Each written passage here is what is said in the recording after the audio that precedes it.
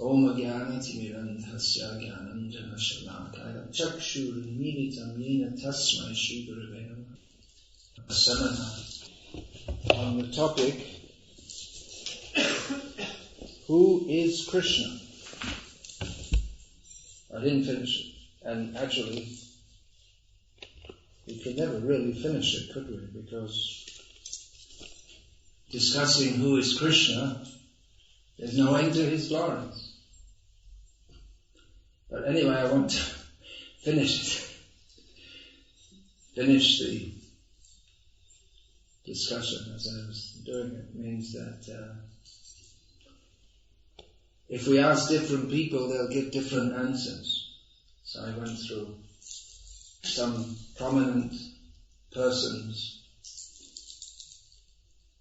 devotees and non-devotees, and what would be their reply if you asked them, who is Krishna? Who is Krishna? So, we don't really want to hear what the demons say, but anyway, we went through all that because we have to hear so many horrible things, and unfortunately, in this material world, what the demoniac people say about Krishna, so we should be prepared to rebut that. And in Ljubljana on Janmashtami evening, I got as far as discussing Arjuna and Krishna. So, I'll continue. And I'm not going through everyone. Not Nakul and Sahadev. There are unlimited devotees also, so just taking some prominent ones and continuing. Is it the cell phone? It's Ramayana. It's recording. Well, we're having a Srimad Bhagavatam discussion. I was just listening to a lecture by Swami. Someone's cell phone went off in the middle and he said, "You're lucky I don't have a revolver, otherwise I'd shoot you." Extreme. Of course he said it laughing, but he might have. Anyway, we'll now proceed to Dwaraka. There's so many great devotees of Krishna in Dwaraka. How many devotees of Krishna were there in Dwaraka? Unlimited. Yeah. If we see that King Nagnajit, who was the father of Nagnajiti, as part of his dowry to Krishna, he gave so many, if you see, so many servants and maidservants, if you calculate it, it's 10 times this, he gave so many horses and 10 times more this and 10 times, if you see the number of servants and maidservants, it's actually more than the present population of the world. They're all in Dwaraka. Just in one palace, actually. They were just in Nagnajiti's palace. So, presumably they're all devotees. Must have been devotees. They're all great devotees of Krishna, who they know as Dwarkadhish. Who's been to Dwarka? None of you don't go to Dwarka. You know, the real Vrindavan devotees. Huh? In Vrindavan they say, don't go to Dwarka. If you go there, your bhakti will be spoiled. That's what some people in Vrindavan say that. You'll lose your Vraja Bhav. Nityananda Prabhu went there, so we have a good precedent. Nityananda Balaram went to Dwaraka. So Krishna was living there in Dwaraka, and he's known as Dwarakadhish. By many names also. They also called him Govinda, Shyamasundar, Madhava. So many names that are known of Krishna in other places also. And they know about Krishna in Vrindavan. They know about that. He was also a cowherd boy. But they don't really know very much about it, and they can't relate to it much. Now, in Vrindavan, Krishna is known as Radha Krishna, Radha's Krishna. When we say Radha Krishna, it means Radha's Krishna. Actually, that's one way of understanding. Sri Krishna means the same thing. Sri means Radha, so Radha's Krishna. But in Dwarka, it's not exactly the same. Krishna, he's also Rukmini Raman, Rukminish, the Lord of Rukmini. But in Vrindavan, everything's centered around Radha and Krishna Lila. Everything, everyone serves Radha and Krishna Lila. But it's not exactly the same in Dwarka. There are so many queens, 16,108 queens, of whom Rukmini is the chief, according to some. Satyabhama doesn't agree. But officially, Rukmini is the chief. She's number one. First one that got married. And who's the second? Krishna's second queen?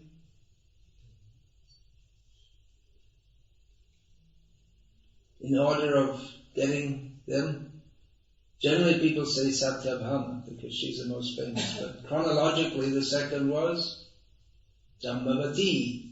She came at the same time as Satyabhama, but just a little before, because Jambavan gave Jambavati along with his Samantaka jewel, and then when they went back to Dwarka, then Satyajit gave Satyabhama also. But Satyabhama is more famous. She's a hot-headed lady. So they know Krishna more as Yadupati. He's the master of all of them. Of course, that name could also be given to any of the kings of the Yadu dynasty. But Krishna's name is Yadupati. They all feel very confident in their relationship with him. Hare Krishna.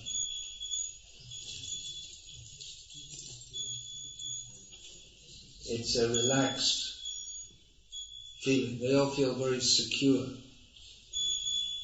in relationship with Krishna. Although sometimes there are severe disturbances, or at least one time when Shalva attacked Dwarka, there were severe disturbances at that time.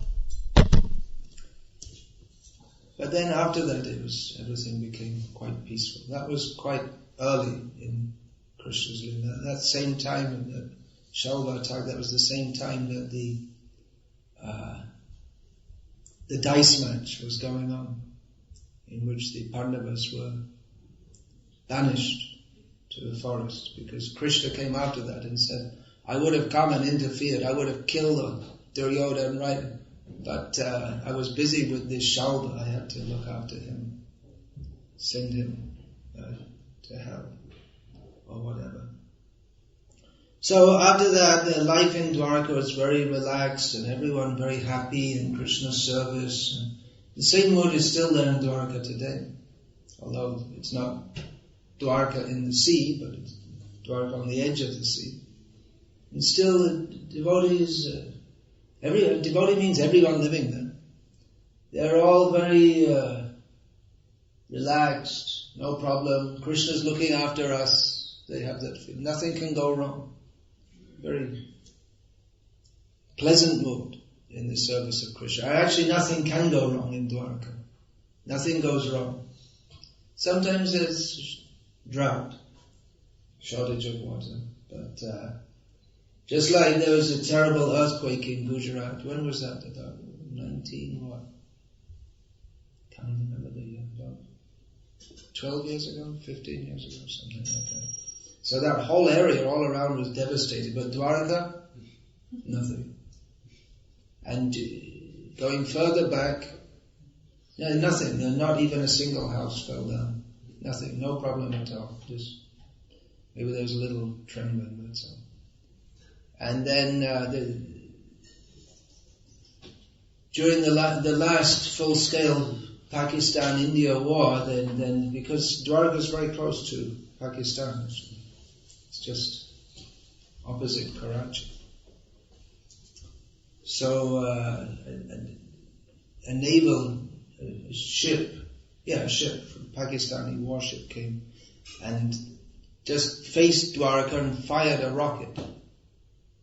It went right over Dwarka and landed.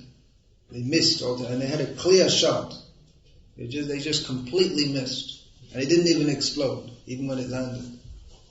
So like that, that's what I was told in Dwarka, that by the grace of Dwarkadhish, we're always protected. There's no problem here. And people live opulently. They lead an opulent life. You'll see the pujaris. What they do, the big flags are offered on the top of the temple. There'll be something like this, except a lot bigger. And then when someone brings a new flag, then they pull the old flag down. The flag may be up for a few days or a few hours. But whenever someone brings a new one, then they take this one. And they make that cloth into dhotis and the bagal bandis. You know this? You tie up this shirt, you tie it up like this. For the pujaris. So they're dressed in cloth like this kind of color and shiny satin, something like that. It's probably made out of polyester. But, so they all look very regal and colorful, and they all eat nice food and live very comfortably and peacefully, and there's no problem by the grace of Krishna. So it's a different mood to Vrindavan. They're very comfortable in the service of Krishna, very happy in the service of Krishna. And of course, also in Vrindavan, very happy in the service of Krishna. But in Vrindavan, actually the first words I ever read in Prabhupada's books, that is the Krishna book, volume 2. It said, Prabhupada wrote that Vrindavan is such a nice place, but due to the influence of this material world, even, I'm paraphrasing now, there are so many disturbances, even in Vrindavan. So in Vrindavan there's so many disturbances, one after another, caused by various demons. So it's, apart from that, the whole Leela of Krishna is dangerous Leela. He's playing with the wives of others, so it's always, there's always an element of danger, and they're always nervous. And in that difficulty, they're running to Krishna. So there's different mood altogether. Even when there's no demon directly attacking, they know that Kamsa is just down the road and he doesn't like us.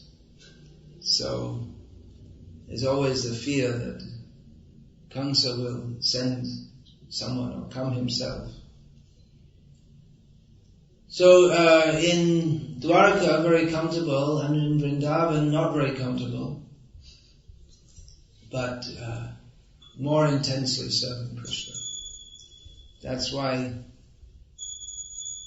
there's a saying among sadhus, aram haram. Aram means comfort, and haram means very bad, abominable. So we have this saying, we should not be in the comfort zone. Don't live a very comfortable life. Comfortable living and advancement in Krishna consciousness don't go very well together. So we see that we can make a temple very comfortable and live very comfortably. But there's nothing wrong with living comfortably, but if we're simply interested in living comfortably and ringing the bell, and that's all, then we're not likely to advance in Krishna consciousness. What's the best place to make spiritual advancement? What do you think? More than in the temple is outside, on the streets. Of course we need to come to the temple also and chant Hare Krishna. But taking the difficulty of going outside and presenting Krishna consciousness among people who, if they ever read Krishna book, they might feel more empathy with Kamsa than with Krishna. They say, I'm on Kamsa's side, not on Krishna's side. I saw one book you have here in German, and it's still selling that one, The Art of Living, and has a picture on it. What is it? Picture of Krishna punching Kamsa to death. What's it called? The Something of Living? You didn't see that one? I was thinking, well, maybe that's what people relate to if they give me this is our spiritual advice. You catch someone on the street, throw them down, and punch them out. That's what Krishna does with the demons. So better be a devotee. Of course, even Kamsa was very fortunate. I mean, we might get beaten up by a skinhead, but he got beaten up by Krishna. So, if you're going to get beaten up by anyone, better get beaten up by Krishna. But, yeah, we don't like Kamsa. We're cheering Krishna. We're not cheering Kamsa. Some people were cheering Kamsa.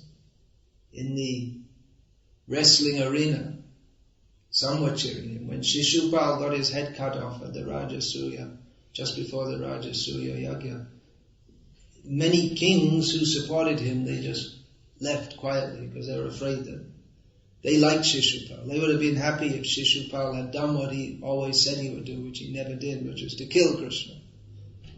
They also had the same idea, but they left. So where are we then? Yeah, in Dwarka there are so many devotees, among who's considered the best devotee in Dwarka? Anyone?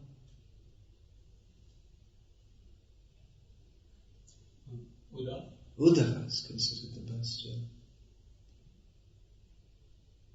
Because that's stated that it was the great fortune of Uddhava that he became known as a madman. Sometimes he would go outside the city of Dwarka, up onto a big hill, and see the clouds, the monsoon clouds. And he would be lost in transcendental madness, babbling to the clouds about Krishna. So he became known as a madman. But that madness, that's just normal in Vrindavan. It's just everything, it's so intense. The love for Krishna is so intense. Of course, we can talk about it. To talk about it and to experience it is something else. It's not so easy just to jump in. That's the mistake of the Prakrita Sahajis. They think that we'll just jump in.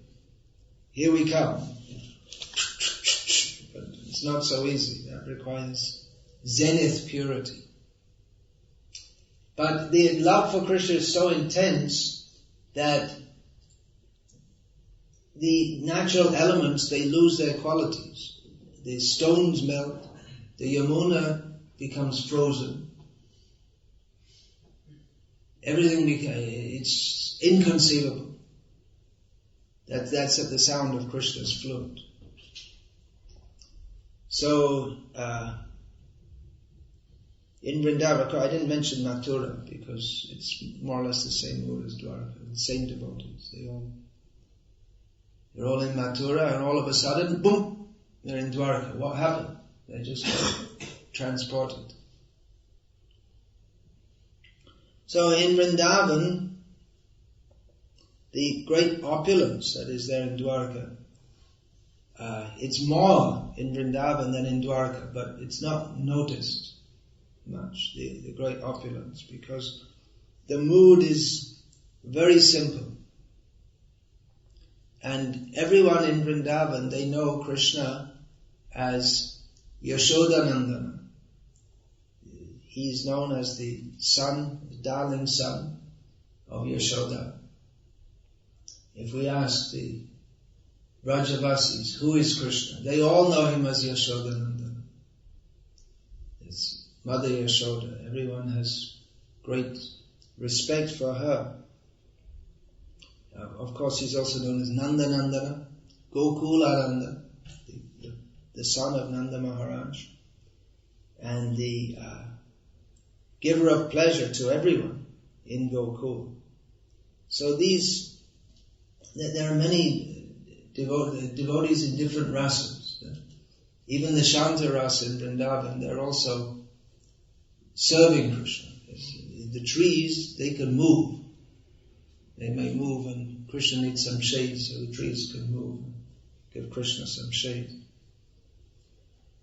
And the servants, we don't hear so much about the servants in Vrindavan, but especially the friends of Krishna, his parents, and apart from his parents in the Vatsalya rasa, or the mood of parental love, there are many devotees who are of the same age as Yashoda and Nanda who relate to Krishna in a parental mood.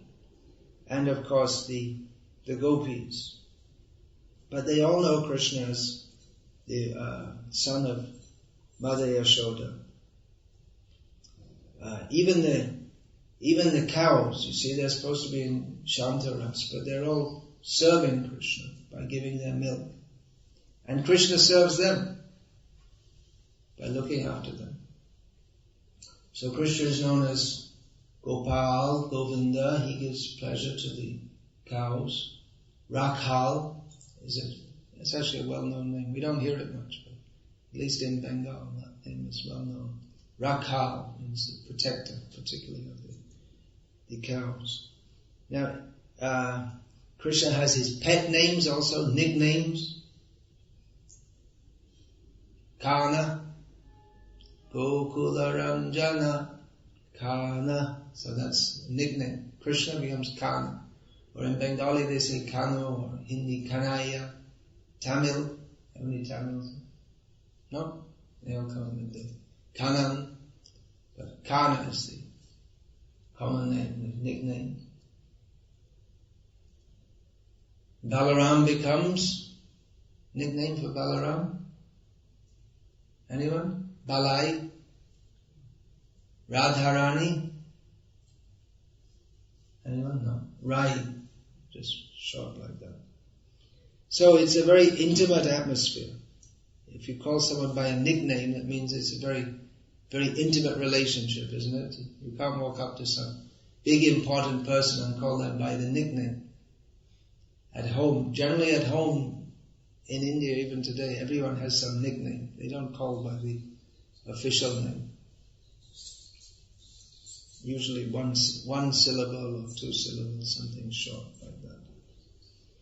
So, if we ask the different devotees, who is Krishna?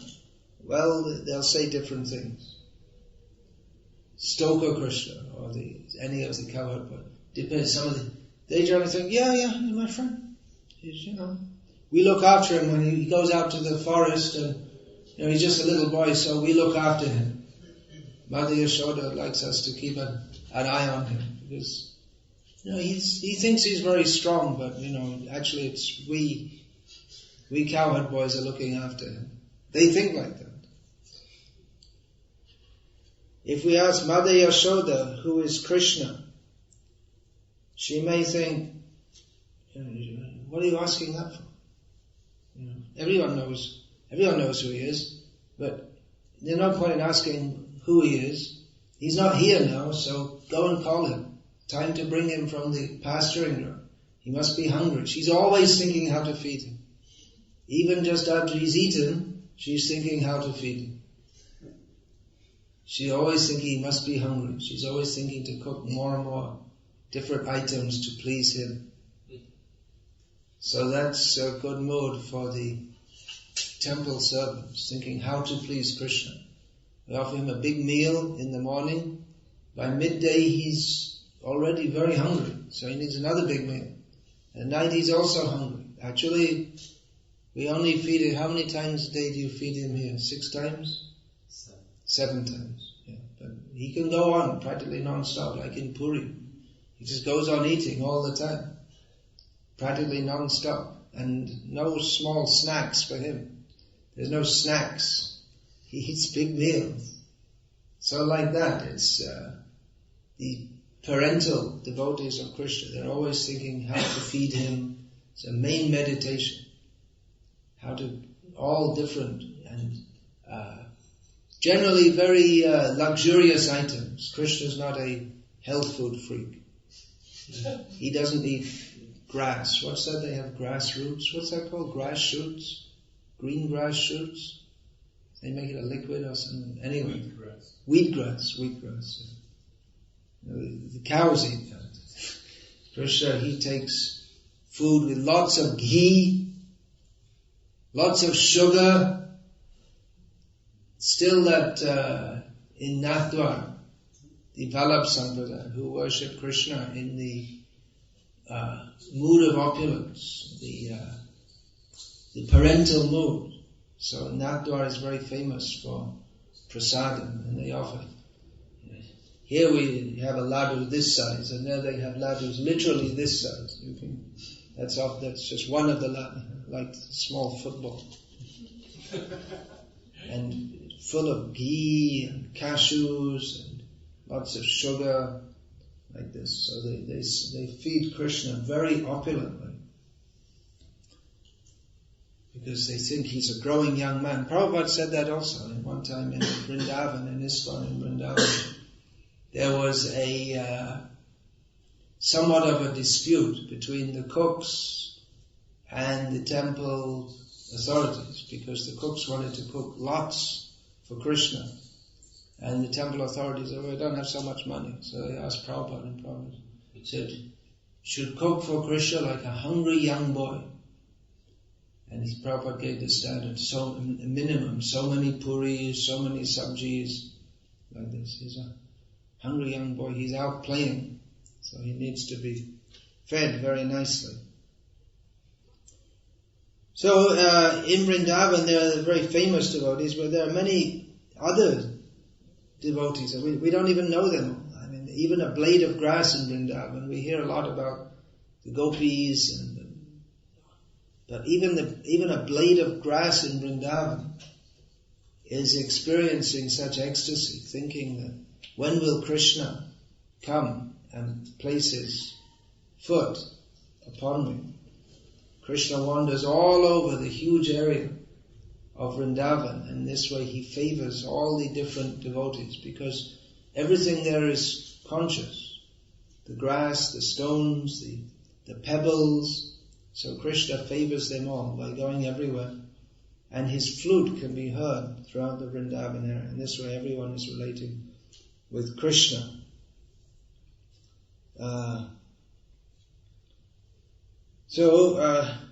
Particularly in Vrindavan, the gopis, they're very famous as great devotees of Krishna.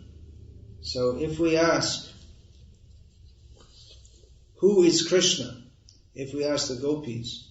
Now, in one of the lectures about this, I previously said that some demons, modern demons, they blaspheme Krishna.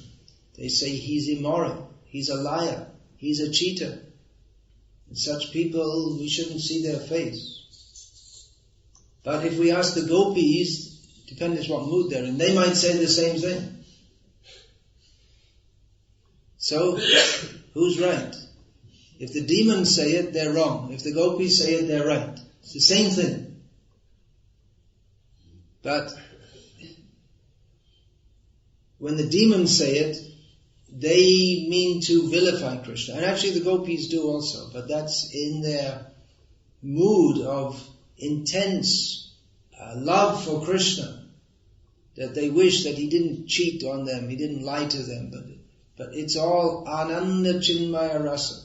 It's all the blissful, spiritual, emotional tastes that the gopis, they also feel like that.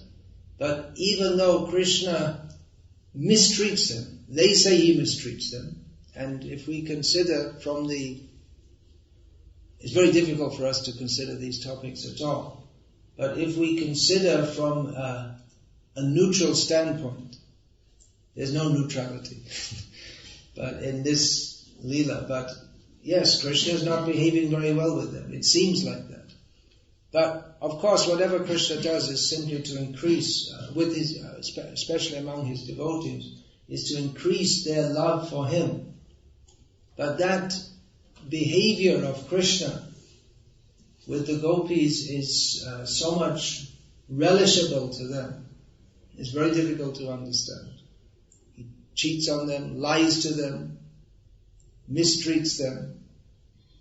But nevertheless, even though he is lampata, mat prananatas tu saevanata, he's always considered by them as the Lord of their life.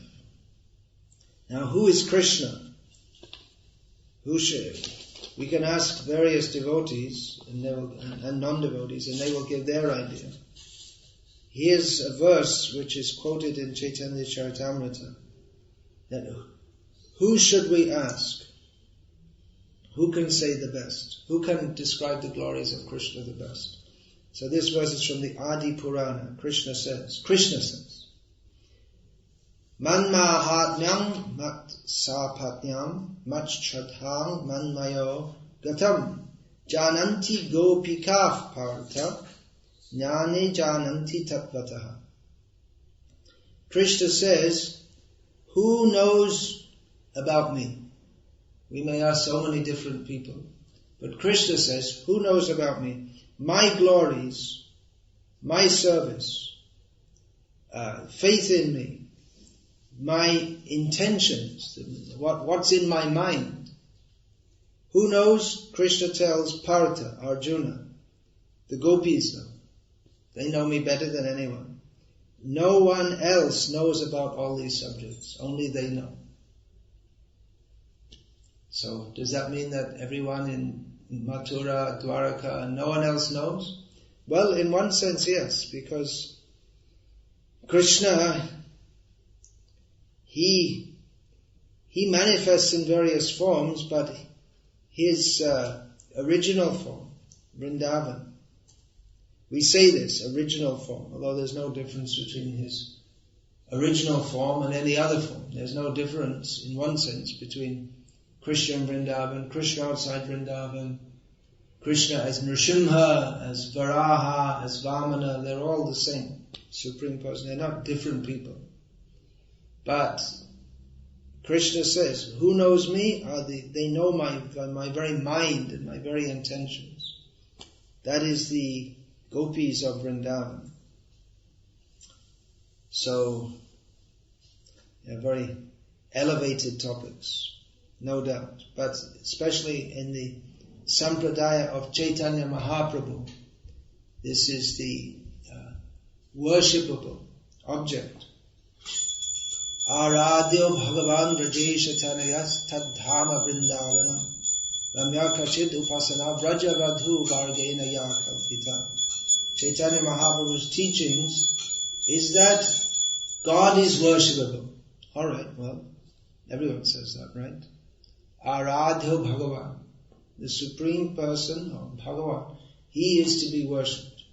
But particularly, who is that Supreme Person? Vrajesha Tanaya, the son of the king of Vrindavan, Krishna. And just to make it more clear, Tadhama Vrindavanam. His dham is Vrindavan. Chaitanya Mahaprabhu is especially interested in worshipping Krishna in Vrindavan. And Ramya Kachid Upasana Vraju Vadhu Vagena Yakalpita. And the best way of worship of Krishna is that of the gopis of Vrindavan. So this is Chaitanya Mahaprabhu's teachings. Bhakti, yes. So Vrindavan means Tadhama Vrindavanam. That Krishna's dham is Vrindavan. His abode is Vrindavan. But generally we hear Radhe Vrindavaneshwari, isn't it? We don't hear very much Vrindavaneshwara, Krishna. We hear Radhe Vrindavaneshwari. Vrindavananatha, that name is there. That Vishwanath Chakravarti Thakur mentions that those who in Brahma Muhurta chant this Gurvashtaka. Sa eva Vrindavana nata sakshat sevaiva labhyo janatoshta inga. He says that those who Srimad Gurvashtakam etat uchai Brahme Muhurte patati prayatnad, those who carefully and loudly recite Gurvashtaka in the Brahma Muhurta, then when they leave their body, they go directly to serve Vrindavananatha. So the name is there. But generally we hear Vrindavaneshwari, that the queen of Vrindavan is Radha. We don't hear so much about the king of Vrindavan. When we hear the king of Vrindavan, generally that's thought Nanda Maharaj. And Krishna is Brajesh Tanaya, the son of the king of Vrindavan. So, it's Radha's Vrindavan. Bhaktivinoda Thakur also says that. Radha Padanketa Dham Tarnam Vrindavan. He defines Vrindavan as the place which is marked with the lotus footprints of, generally we think Vrindavan is marked by the footprints of Krishna, but Bhaktivinoda Thakur, he defines as marked by the footprints of Radha.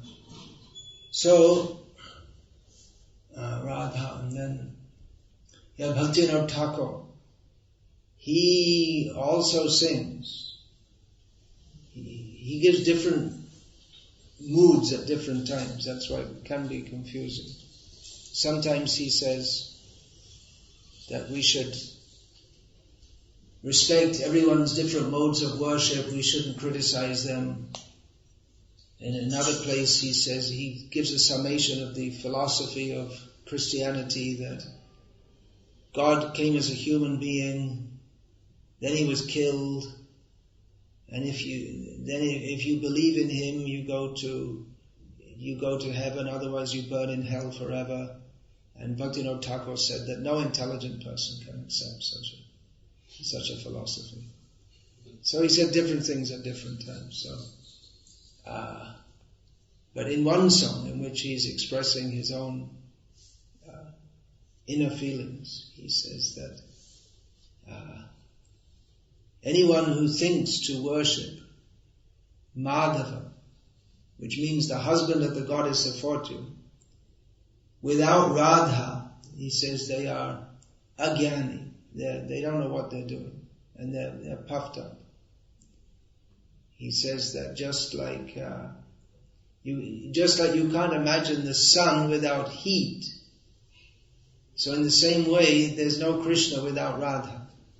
So this is the advanced devotees in Gauriya line. They know that Krishna means Krishna with Radha. So it's a very extremely exalted topic, and one which even many great devotees don't have access to. So we shouldn't think that it's a very cheap thing that we can very quickly jump into. But if we are to discuss who is Krishna, coming in the line of Chaitanya Mahaprabhu, we should know ultimately he is Radha Krishna, which means Radha's Krishna, Shakti Shaktiman. Krishna is the possessor of all energies, and his internal energy, or his direct counterpart, the female form of God, or the female form who is inseparable from him, is Radha. And how great is she? How great is her love for Krishna? That we cannot describe. Even Krishna himself, he comes as Chaitanya Mahaprabhu to experience what is that. So, once there was a discussion in Calcutta, two of Prabhupada's disciples were discussing who is greater, Krishna or Chaitanya Mahaprabhu. Then they couldn't work it out. They were arguing back and forth. So they went to Prabhupada. Prabhupada's room was just there. And at that time, I don't think they have that now, but at that time there was a picture of just behind Prabhupada's sitting place, there's a picture of Radha and Krishna, local painting. So they asked, they both put forward their propositions. One says Krishna is great because Chaitanya Mahaprabhu is a devotee of him, and the other said, no, Chaitanya Mahaprabhu is great because he's the most merciful. And Prabhupada pointed to Radha. He said, she's the greatest. Not Krishna or Chaitanya Mahaprabhu, because Krishna comes to experience what is her mood. So she is the greatest. We're the ultimate feminists. Not mundane feminists. Women, they should follow the example of Sita, not Radha. That's for Radha. And men, just as men shouldn't try to behave like Krishna in Vrindavan, they should try to be like Rama. So the women also, they should try to be like Sita, not like Radha.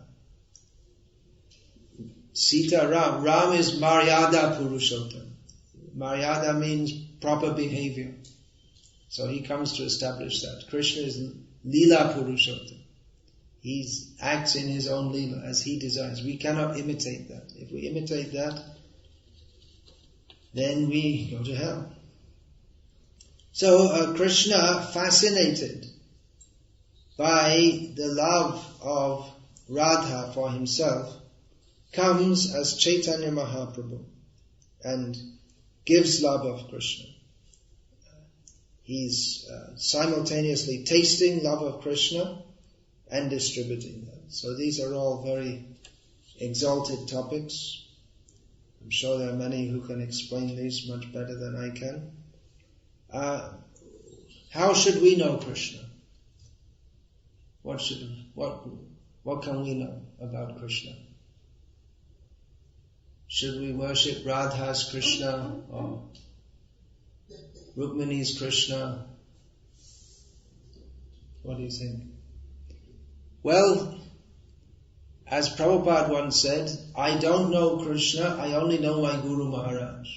And as far as I'm concerned, and probably most of us, to say I know Krishna, it's a very bold saying, as Brahma said, I don't know. Jananta eva janantu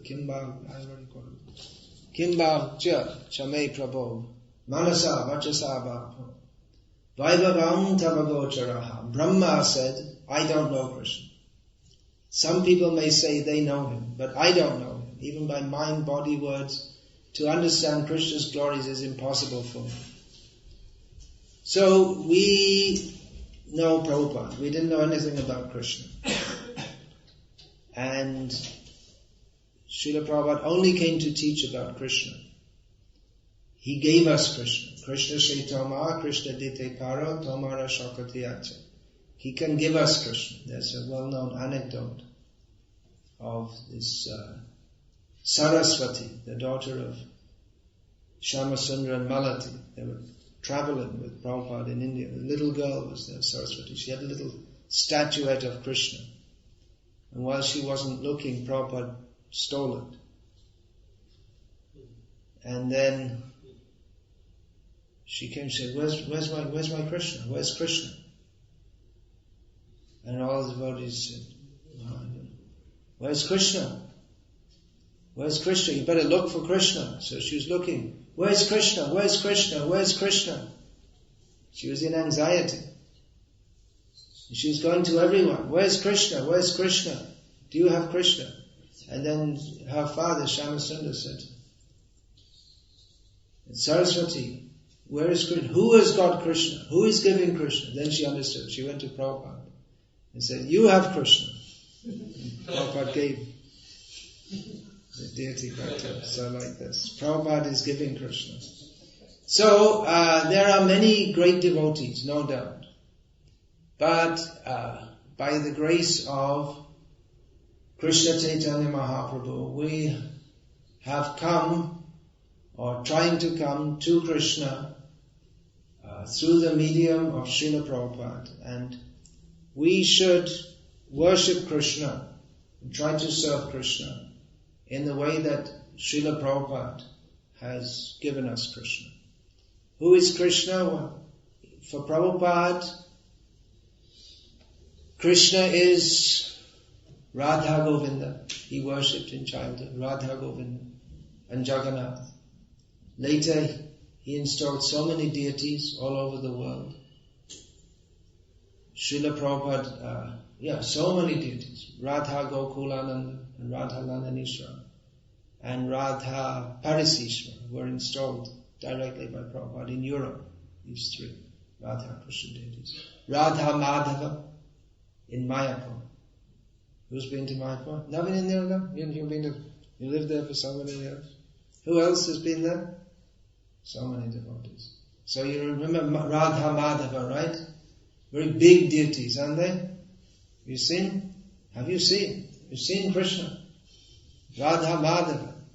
But Radha Madhava installed by Prabhupada, about this, Krishna is about this high. Have you seen also? So he said later, big ones, but this Radha Madhava that Prabhupada installed. Actually, from our big, small, Krishna is the biggest of the big and the smallest of the small. So if we say Radha Madhava very big, well, how big can Krishna? Krishna is the Vishvarup. So how big is that? Prabhupada said that Krishna kindly comes in the deity form so that we can deal with him. Because you have to dress the deities. If you had to dress the Vishvarup, all the cloth factories in the world would be finished. So Krishna comes in such a form. Prabhupada said this. Right there. He comes in the form that we, just the right size that we can deal with him. So Prabhupada installed Radha Madhava and he had the vision of how people would come all over the world for darshan of Radha Madhava. Now at that time, the temple in Mayapur, it's not exactly the same temple that we have now. Now they have, half of it is filled up with an exhibition. But it was different shape altogether. The Radha Madhava, they were facing toward the Ganga. Now they're facing toward the Yogapit. So there was a different design. They built up on the present temple, but then the temple was facing this way and then they made it face this way.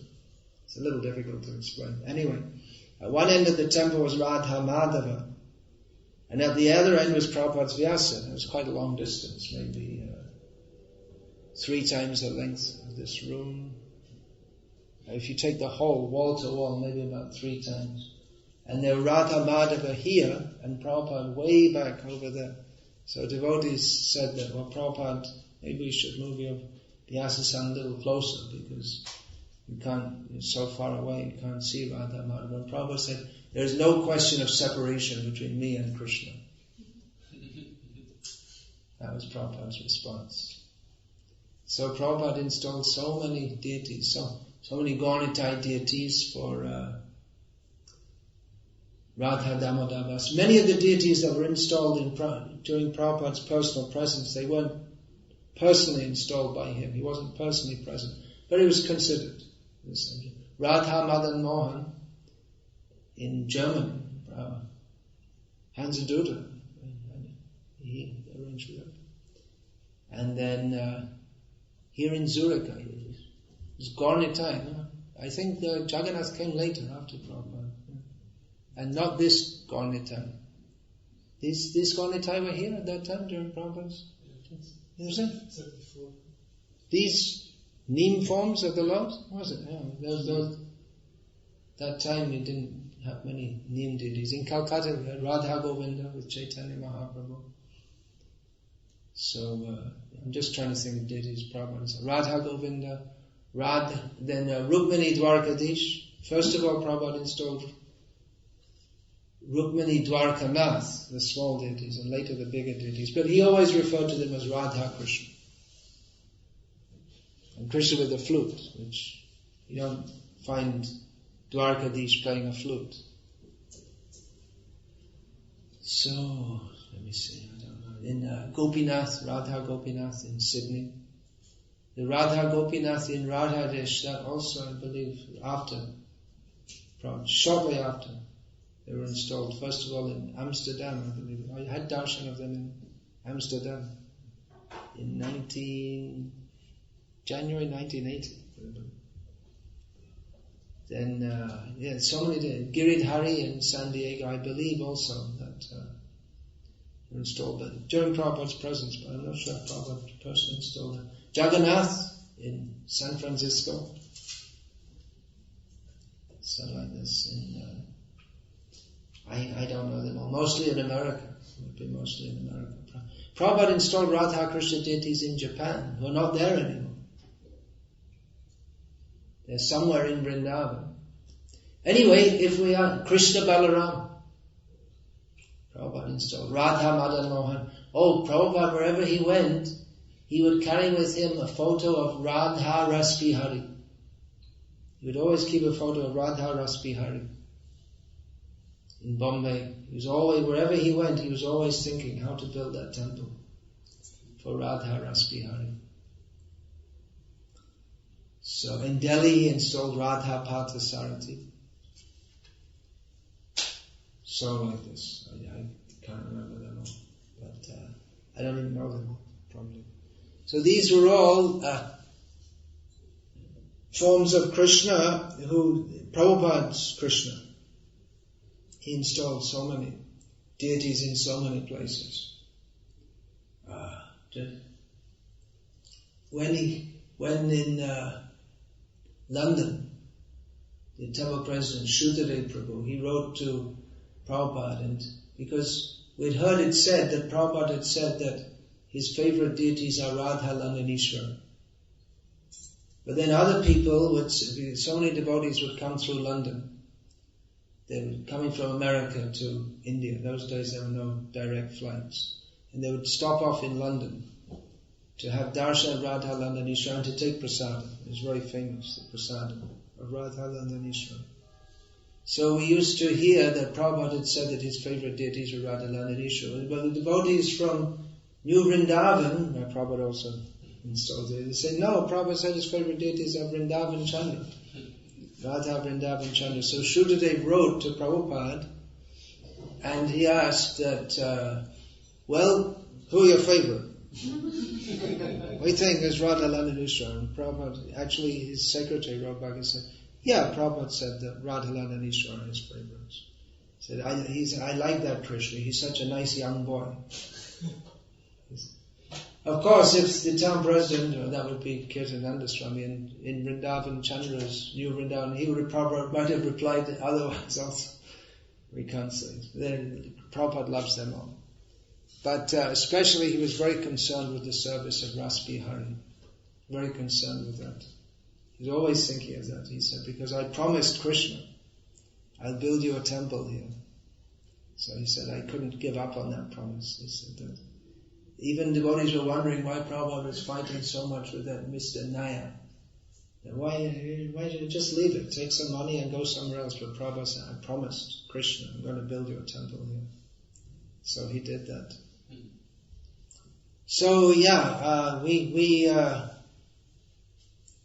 we can follow Srila Prabhupada, Prabhupada's Krishna.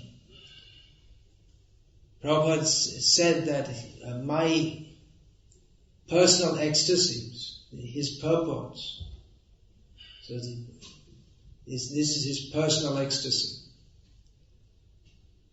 So these books, they're also non-different from Krishna, Prabhupada's books. Srila Prabhupada manifested Krishna in so many ways. He brought the name of Krishna, the deities of Krishna, Krishna Prasadam, which is also a form of Krishna. But the Srimad Bhagavatam, Bhagavad Gita, all these books, they're also manifestations of Krishna. These are all Prabhupada's Krishna. Once some devotees who were traveling distributing books asked about in having deities to travel with them. Prabhupada says, not necessary. You have my books, they are deities. So these books, they are Prabhupada's Krishna. And particularly through the distribution of these books and study of these books, then the world will become connected with Krishna. As we see again and again that by reading these books, people take to Krishna consciousness. Wherever I go, I ask people, how did you first come in contact? How did you take to devotional service? By reading Prabhupada's books. How many of you came first from Prabhupada's books? See, so. I mean, I saw something about devotees on TV once, before I got any of the books, but I wasn't even interested. It just kind of slightly registered in my mind, just enough so that later when I got a book, I knew where to go. Because it was the name of a village which was close to my father's house, which I wasn't living in at the time. So, but it's reading, I saw that on TV, but it was only when I got the book that I thought I should go to the temple and I read the book. So, Srila Prabhupada, he continues to connect everyone through these books, and not just giving the inspiration how to come to Krishna consciousness, but what is Krishna consciousness? We get Krishna through the instructions of Srila Prabhupada, which specifically he's given in his books. Srila Prabhupada said, I will never die, I will live forever in my books. So we all connect with Krishna through the books of Srila Prabhupada. There are many books, no doubt. But as Srila Prabhupada said, these are the law books for the next 10,000 years. Srila Prabhupada has presented Krishna in such a manner that if we study his books very sincerely, then we will understand how to understand Krishna. Especially Bhagavad Gita is the basis, and Prabhupada was always talking, day and night, literally day and night, Srila Prabhupada was talking Bhagavad Gita philosophy. And also we'll find descriptions, I just now spoke of Radha, Gopis in Vrindavan, Srila Prabhupada gave all these topics. But he presented Krishna consciousness from the platform of Arjuna, the bewildered spirit soul. Arjuna was in the position of a bewildered spirit soul. And Srila Prabhupada presented Krishna consciousness in that way, that we can come from that platform to the platform of Krishna consciousness. So by studying Srila Prabhupada's books, then we can be protected and guided. And studying means not just by studying, we have to follow what's in the books also. And then gradually our knowledge of Krishna, love of Krishna, all of this will gradually expand or develop. So nowadays there are many books apart from Prabhupada's books, which is good because that is kirtan. Books should be written, that should go on. But we should be a little careful which books we should take advice from our guru. That's the proper system. That's the traditional system, is that you don't just pick up a book and read it, but one has to take permission from one's guru what to read. Because I see, the other day I was in a bookshop in an ISKCON temple, and I saw the love songs of Vidyapati in the temple's bookshop, and then Ujjvala Nilamani, and very, very highly exalted topics which are not. You see, these books, they were written, like Ujjvala Nilamani, they were written on parchment. Now, they didn't have the printing press. It wasn't meant that, you're not supposed to print like 50,000 copies of Ujjvala Nilamani, which describes the highly intimate pastimes of Radha and Krishna, and distribute it everywhere. It's meant for highly exalted devotees. If anyone except a highly exalted devotee reads that, they're certain to misunderstand it. And instead of making advancement in Krishna consciousness, they'll go backward, actually. It's just like ghee is very nourishing, but if you can't digest it, then it'll make you more sick. You're already sick, and you become more sick. So, that's how Srila Prabhupada presented Krishna consciousness in a manner that was conducive for our spiritual advancement. What we need to hear, he spoke. I've heard it said, I joined, or I was allowed to join ISKCON in 1975, and in 1973 Srila Prabhupada was in England, and he was lecturing on the second chapter of Bhagavad Gita every day. So there are many verses on the topic that we are not the body, the difference between the soul and the body. So one devotee told me that a devotee had said to Prabhupada that Prabhupada, every day you're lecturing that we're not the body. Maybe you can go on to another topic, because we already understood that. And devotees were very neophytes sometimes. So Prabhupada said, you've not understood it, and therefore I have to repeatedly say it. I also, my last physical darshan of Srila Prabhupada was in October 1977. And Srila Prabhupada, he could hardly talk. At least we have to understand he's pure devotee, Mahabhagavat, but apparently he was in the situation where he was physically debilitated. They brought Prabhupada some strawberries, I believe it was. And Prabhupada hadn't eaten anything for weeks. And Prabhupada started saying, Sharira Vidyajal, and then he started preaching that the senses are a network of paths leading to death. We should be very careful, control the tongue.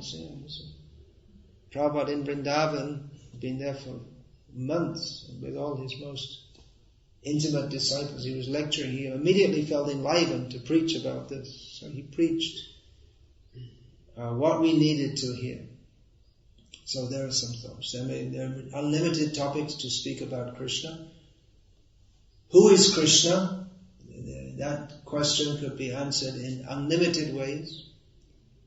But anyway, I guess having said so many things, I can say for myself, at least if I know anything about Krishna, it's by the grace of Srila Prabhupada. And at least for me, then Krishna means Prabhupada's Krishna. And there may be so many exalted devotees, but I'm not going to go here and there. I already have, by Prabhupada's mercy, I have connection to his lotus feet, so why should I go anywhere else? He can give me, he is giving Krishna, so if I ever become sane, I'll accept it from him. I'll accept the gift of Krishna from Prabhupada. Yeah, so anyone like to question or comment? Yes, please. What does the term rasabhas mean? Rasabhas. What does the term rasabhas mean? Any question on the topic of the class? I'll answer that, but let's stick to the topic first. No other question. All right. Rasabhas. Abhas means a dim reflection. So rasabhas means it's not... Do you know what rasa means? You have an idea what rasa means? Yeah, well, it has different meanings, but it's in this connection, it generally means an emotional mood.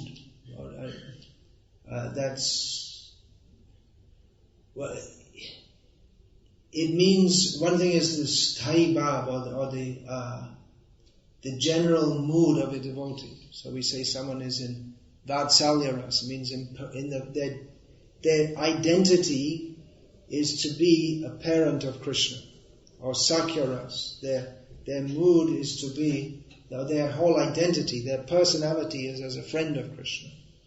But apart from that, there are various rasas, or emotional flavors, which are produced from interactions with Krishna in unlimited numbers of ways. Just like by hearing Krishna's flute, the sound of his flute, or by seeing his form, or by joking with Krishna, by talking with Krishna. So in various ways, these exchanges with Krishna, either direct or indirect, they produce various moods, various feelings, various emotional moods. And often at one time there may be more than one mood produced, or a mixing of moods. This is all analyzed in Bhakti Rasamrita Sindhu. of Rupa Goswami. There may be a mixture of moods. Just like, as Balaram, he has a mixture of mood of being a friend of Krishna. He's the brother, but his mood is friendly.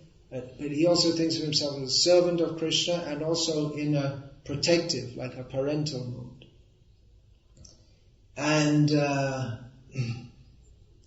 so there are the main rasas, and then there are uparasas, or secondary rasas. Then chivalry, fear, ghastliness, laughter, these are all the various compassion, karunya ras, pathos. So these are all so some moods, they mix together very nicely. Just like, or hasya ras, or the mood of laughter, that goes very well with, it's a bit of a complex topic, but it's one that we should also try to understand. Srila Prabhupada gave us the Bhakti Rasamrita Sindhu. So the mood of laughter, that will go very well with most of the rasas. But some of them, if you mix, just like the mood of conjugal love with Krishna, that one is appreciating the beauty of Krishna, one wants to kiss Krishna, but then there is the ghastly rasa, in which one. So an example is given in Bhakti Rasamrita Sindhu, where someone says that I wanted to kiss Krishna. I'm just paraphrasing now, I can't remember exactly, but I saw Krishna's beautiful form, and then I wanted to kiss Krishna, but then what is this body? It's just a stinking bag, and so that it doesn't mix properly. When the mixture is not very nice. Because if one actually has that feeling of wanting to kiss Krishna, then he won't be relating to this material. The two moods are quite different, so it doesn't mix well. It's just like if you put chili powder in milk. Chili powder, if you put it with dal, then it complements the flavor if you don't put too much. But if you put it with milk, milk tastes nice, and chili powder also tastes nice. But if you mix them, they don't taste nice. You have to know how to mix the flavors properly so that a good flavor is produced. That's the work of an expert cook. If you mix up the wrong flavors, then it tastes horrible, and it's very bad for your health also. So in the same way, people who don't know the proper rasas, then everything gets mixed up and it's a mess. And it's not pleasing to Krishna. Krishna is pleased by the various rasas if they're properly mixed. That's another reason we can talk about Vrindavan, Leela and all these things, but it's very subtle, all the different flavors, and if we don't understand it properly and mix it all up, then we actually displease Krishna. That's stated in Chaitanya Charitamrita. What is that? Bhakti Siddhanta Viruddha Arasa Bhas. Shunale Nahoy Prabhur Chitte Ulash. That Chaitanya Mahaprabhu, he wasn't happy when he heard anyone say anything against the proper understanding of Krishna consciousness or Rasa Bhas. They mixed up in a wrong way. It's just like someone brings you sweet rice, nice sweet rice, but it's got, instead of putting sugar, they put salt. So you bring it and say, oh, very nice, but it's not nice. You might think it's nice, but it's not nice. It doesn't please Krishna.